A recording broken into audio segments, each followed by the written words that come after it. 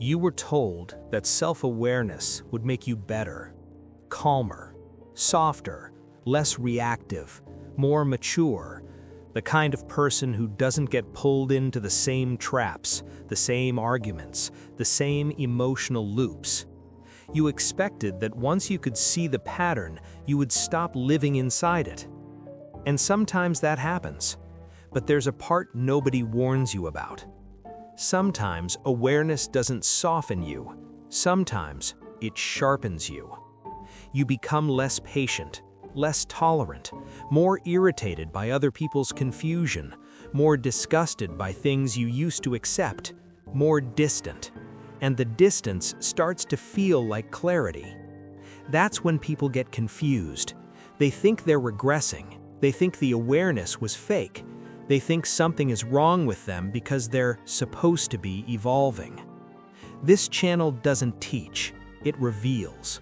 And what it reveals here is uncomfortable. Self-awareness can create a new psychological trap, not because awareness is bad, but because the ego can use awareness the way it uses everything else, as a defense. Carl Jung observed that the psyche doesn't become whole just because the conscious mind learns new words. The psyche doesn't integrate simply because you can describe a dynamic.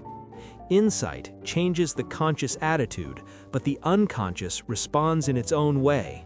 And if the shift happens too quickly or without grounding, the ego can expand instead of integrate. Jung called this inflation. Inflation is not confidence, it's not arrogance in the simple sense, it's something more subtle. The ego identifying with a force that is larger than it. The ego takes a partial truth, an insight, a symbol, a new perception, and treats it as a new identity. The person doesn't just have awareness, they become the aware one. And that identity has consequences. At first, it feels like relief. You finally see why certain relationships drained you. You recognize manipulation that you used to confuse with love. You notice how often people demand your compliance while calling it kindness. You see the script, you see the hooks, you see the invisible negotiations that used to control your behavior. That moment can feel powerful. You feel cleaner, as if you stepped out of fog. And because you feel cleaner, you assume you've become healthier. But feeling cleaner is not the same as being integrated. Sometimes it's just the sensation of being above. And being above creates distance. Distance can feel like peace, but it isn't always peace. Sometimes it's detachment. Sometimes it's superiority disguised as discernment. Sometimes the ego building a new platform out of insight because the old platform collapsed. To understand why this happens, you have to see what awareness usually follows. Awareness often arrives after collapse. A collapse of the persona, a collapse of borrowed meaning, a collapse of the role you played to remain safe, a collapse of the identity that got you approval and reduced conflict. When that collapses, you don't just lose a mask, you lose stability. You lose a predictable version of yourself. You lose the social contract that told you who you were supposed to be.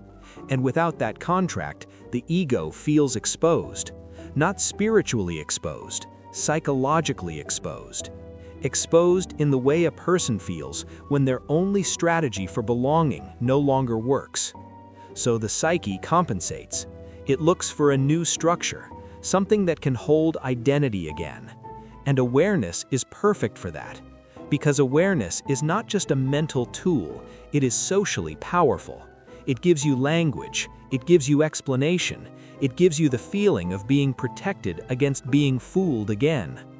After years of confusion, awareness feels like immunity, so the ego grabs it and says, "This is me now." Not just, "I understand more," but "I am the one who understands." That distinction is the beginning of inflation. From that point, people start changing in subtle ways. They stop asking questions because they assume they already know the pattern. They become quick to label. They see hidden dynamics everywhere. And sometimes they're right. But the problem is not seeing patterns. The problem is what you do with the fact that you can see them. When awareness becomes identity, your perception turns into a hierarchy. You don't say it out loud, but the hierarchy is there.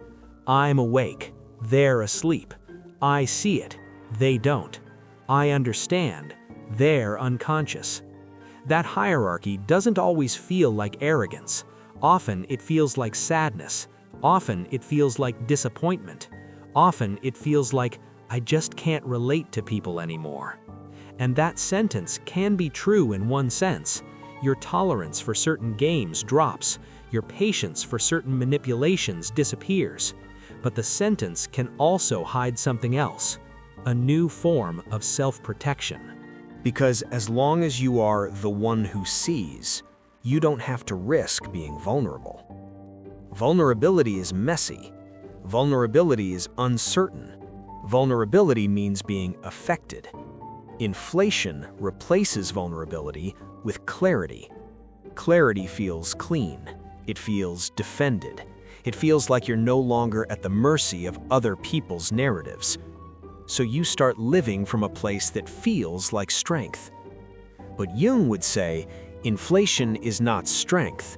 Inflation is imbalance. It's the ego expanding beyond its limits.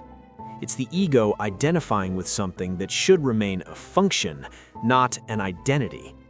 And when the ego expands, it becomes brittle. This is the strange paradox. The more inflated a person becomes, the more fragile they become, because their identity now depends on staying clear. They cannot tolerate being confused again. They cannot tolerate being wrong. They cannot tolerate being emotionally affected in ways that contradict their self-image of awareness. So they begin defending their clarity, not intentionally, automatically. They become irritated when people disagree. They become contemptuous when people don't get it. They withdraw from conversations that feel slow or ordinary. They become allergic to innocence because innocence reminds them of their old self, before the collapse, before the pain, before the realization. And innocence becomes insulting. This is why some people, after awakening, become colder. Not because they lost empathy, because their empathy is now filtered through a new defense. I see what's really happening. Seeing what's really happening can be useful, but when it becomes identity, it becomes a weapon that cuts connection. Because connection requires humility. It requires the willingness to be wrong. It requires the willingness to not know. It requires the willingness to be affected without immediately categorizing the feeling as a dynamic. Inflated awareness doesn't allow that. It turns every emotion into analysis, every relationship into pattern recognition, every conflict into proof that others are unconscious. And you start to feel alone. Not because people abandoned you, because you no longer meet them as equals. You meet them as objects to be understood. That shift is subtle. Most people don't notice they're doing it. They think they're just protecting themselves. They think they're being discerning. They think they're finally mature. But what's actually happening is that the ego is using insight the way it used the persona, to remain safe. This is the first hidden dynamic of post-awareness inflation.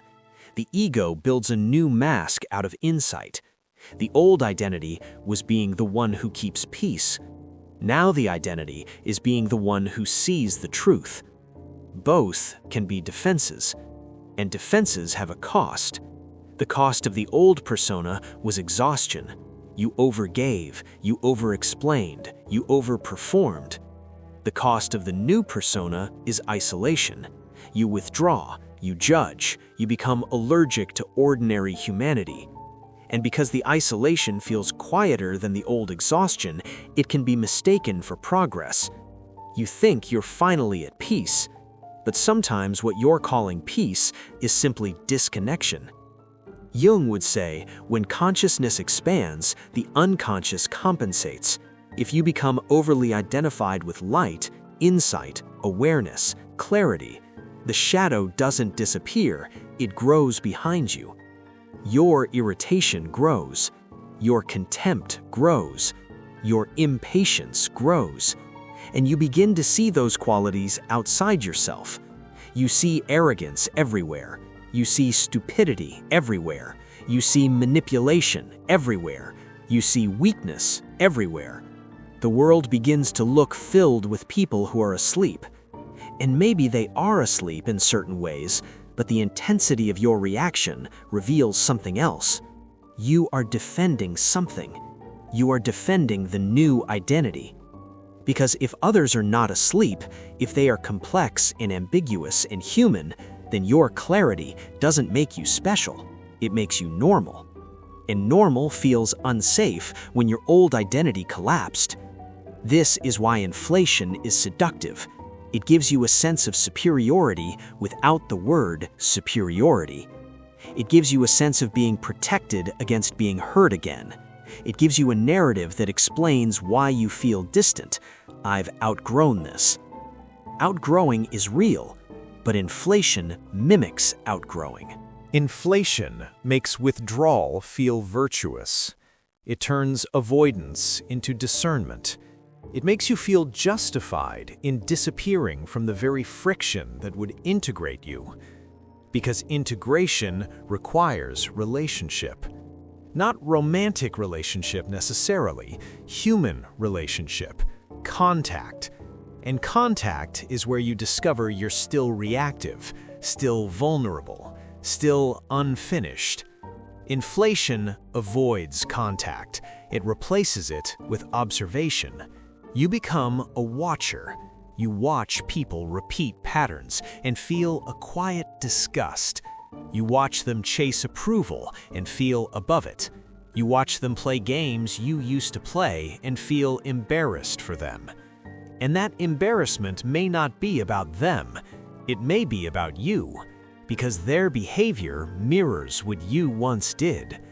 And inflation is often a reaction to shame. Not the obvious shame of being humiliated, the deeper shame of realizing you were living unconsciously. That shame can be unbearable. So instead of sitting with it, the ego inflates and says, not anymore. I'm not like them.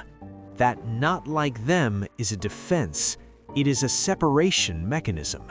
It creates distance from your own past self. And if you're distant from your past self, you don't have to grieve it.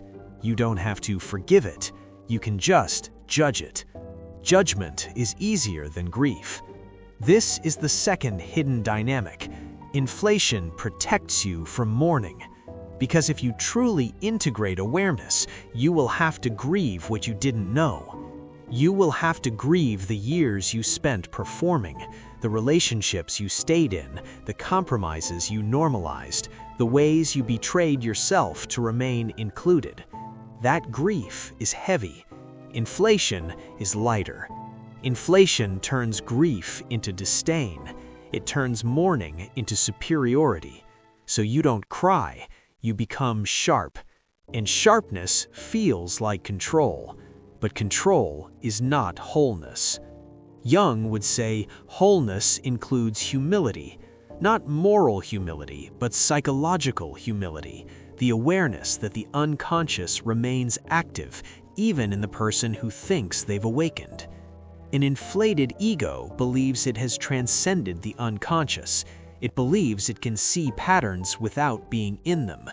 And that belief is the trap, because the unconscious does not stop operating just because you can name it. So the inflated ego becomes increasingly tense. It must maintain its self-image. It must stay clear. It must stay above.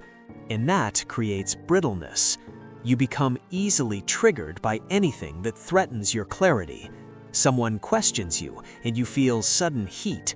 Someone doesn't recognize your insight and you feel irritation. Someone calls you cold and you feel offended. And then you rationalize. You tell yourself they're projecting, they're insecure, they can't handle truth.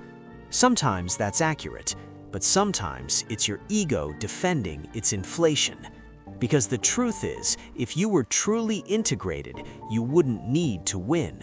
You wouldn't need to prove you're awake. You wouldn't need to be seen as clear. Integration makes you quieter, not sharper. It makes you less interested in hierarchy. Inflation makes you hungry for hierarchy without admitting it. It makes you want to be the one who sees. Because being the one who sees is a new identity you can hide inside. And hiding inside identity is what the ego does when it's afraid. This is why awareness can make you worse. Not because awareness corrupts you, because awareness threatens the ego's old structure, and the ego responds by building a new structure. If you don't notice this, you become trapped. You become the person who sees dynamics in everyone, but cannot see the dynamic in yourself, the need to be above, the need to be untouched, the need to never be fooled again. That need is understandable, but it is not freedom. It is armor. And armor gets heavy. This is why inflated awareness often leads to exhaustion, not the old exhaustion of overgiving. A new exhaustion, the exhaustion of constant analysis. You can't relax in social spaces because you're scanning. You can't enjoy simple moments because you're interpreting. You can't be present because presence would require you to stop knowing. And stopping knowing feels dangerous, so you keep knowing. You keep interpreting. You keep seeing. And you become lonely. Not socially lonely, existentially lonely. Because you are always above the moment. And being above life is not living. Jung would say, inflation must eventually be corrected. Because the psyche seeks balance. If the ego expands too far, the unconscious pushes back. And it pushes back in ways that feel humiliating. A relational breakdown, a burst of emotion you can't explain away, a dream that exposes what you're avoiding, a fatigue that makes your clarity feel like poison. Something will happen that reminds you you are still human, still vulnerable, still affected. And that moment can feel like failure, but it might be the first real moment of integration. Because integration begins when you stop using awareness as identity, when you allow awareness to be a tool, not a throne, when you allow yourself to be affected again without immediately turning the feeling into analysis, when you admit seeing patterns doesn't mean I'm above them. That admission is painful because it collapses the inflated self. But that collapse is not regression, it is correction. Jung would say, the goal is not to eliminate the ego. The goal is to relativize it, to place it in relationship with something larger without identifying with it. That something larger is not a spiritual fantasy, it's the total psyche, the fact that you are more than your conscious attitude. So, if awareness made you colder, more irritated, more distant, more sharp, that doesn't mean awareness was wrong. It means awareness is incomplete. Because the first phase of awareness is often separation. You separate from what harmed you. You separate from the old script. You separate from unconscious participation. But separation is not the end.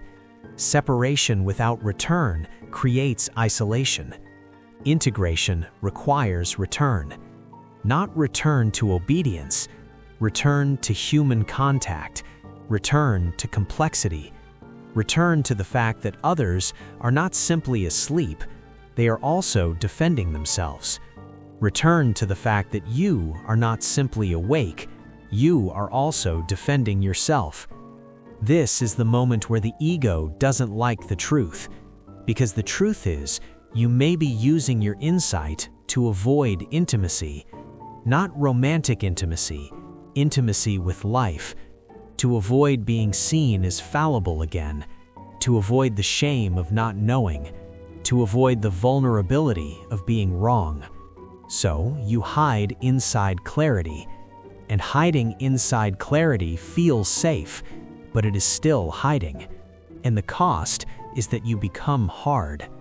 Hardness can look like strength, but it often means your psyche is protecting a wound. And if you never let that wound be touched, you remain inflated. You remain isolated. You remain trapped in a new cage with better vocabulary. This channel doesn't give steps, because steps become another identity, another way the ego can perform awareness. Instead, it leaves you with a question that is more dangerous than advice. If your self-awareness has made you sharper, colder, more impatient, more alone, is it because you truly became wiser, or because your ego found a new place to hide? And if insight has become a shield, what are you still terrified of feeling without it?